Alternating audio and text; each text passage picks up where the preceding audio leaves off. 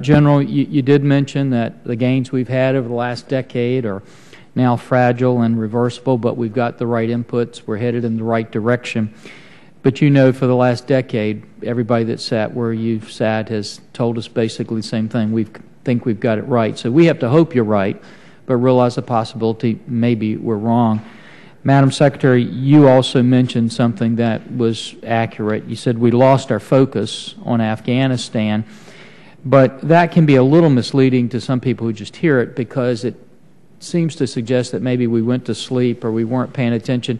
The reality, as you know, and I know you've said this before, is we can't focus everywhere. We have to pick our priorities and we have to focus, and we moved our focus to Iraq. We had a pretty successful situation there. We came back to Afghanistan. But there are those who would say that based on our focus in Afghanistan, we're now taking our focus off of other areas.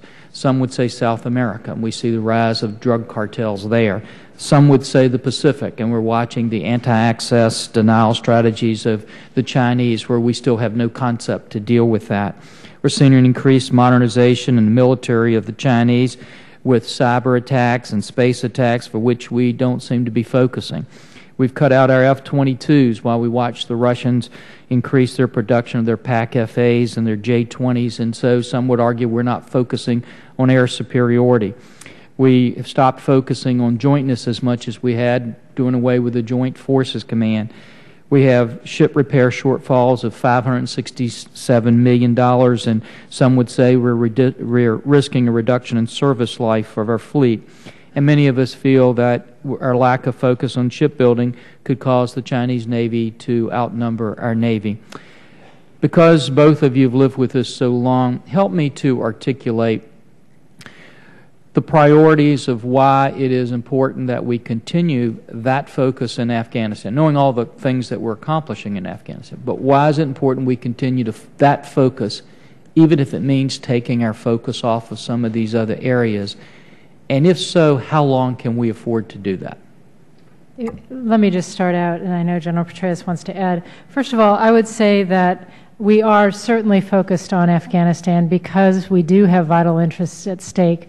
The core goal of disrupting, dismantling, defeating al-Qaeda, denying them safe haven is absolutely essential. We have to achieve that, not only in terms of where the bulk of al-Qaeda senior leadership reside, but also looking to their affiliates around the world. And I would say we have not taken our focus off the broader war against al-Qaeda, which is global in its dimensions, not just in Afghanistan and Pakistan.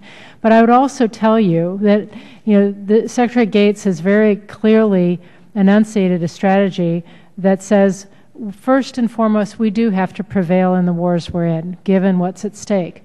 But we also have to invest in preventing and deterring conflicts elsewhere, and we have to prepare for the future. So I would assure you, with the work that the Air Force and the Navy are doing on air-sea battle, that our technologists are doing in terms of science, technology, research, development, we are focused on the anti-access area denial problem like a laser, and you can look at our investment streams to track that. You can look at the efficiencies effort that's pulled money out of unnecessary overhead and plowed it back into the shipbuilding program and elsewhere.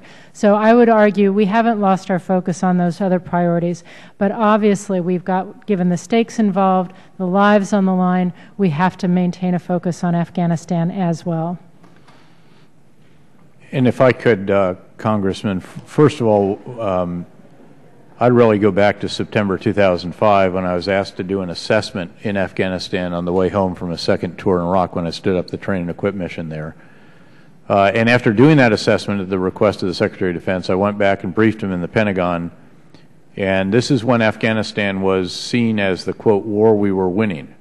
And I said, Mr. Secretary, with all due respect, this is going to be the longest campaign in the long war for all the following reasons. And it had to do with the damage of 30 years of war, the lack of human capital, the lack of infrastructure, the illiteracy rates, all of the issues that we've been grappling with, and I think have come into much higher relief since that time as we have focused more on that.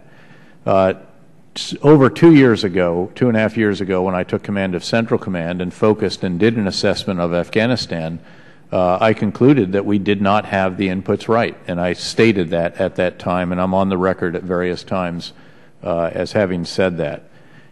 Therefore, the gains really are the gains of the past year. There may have been points along the way up until 2005, maybe even a bit beyond that, where we thought as if things were headed in the right direction, but not recognizing that the Taliban were coming back. But our assessment certainly retrospectively would be that the Taliban has had the momentum in the country since at least 2005. There are areas in that country that we didn't realize until we went in and took them away from the Taliban, how long they'd been there and how much infrastructure they had established there. Now, with respect to, again, taking the focus off other areas, as a former geographic combatant commander, I would affirm that I think we can juggle more than one ball at a time. I think we can keep a lot of plates spinning at one time. We might feel like the guy at the circus who's racing around doing that, but we certainly have that capability, even as we rightly, as the Secretary and the Undersecretary have noted, do everything that we can to win the wars we've got, which is of enormous importance. Again, why Afghanistan? Because it's the home to al-Qaeda's senior leadership. It has been for decades. It has to be disrupted, dismantled, defeated, and it has some affiliates there with whom it has symbiotic relationships, other organizations that are wannabe transnational extremists as well, and cannot be allowed to become that. Thank you, General. Thank you, Madam Secretary.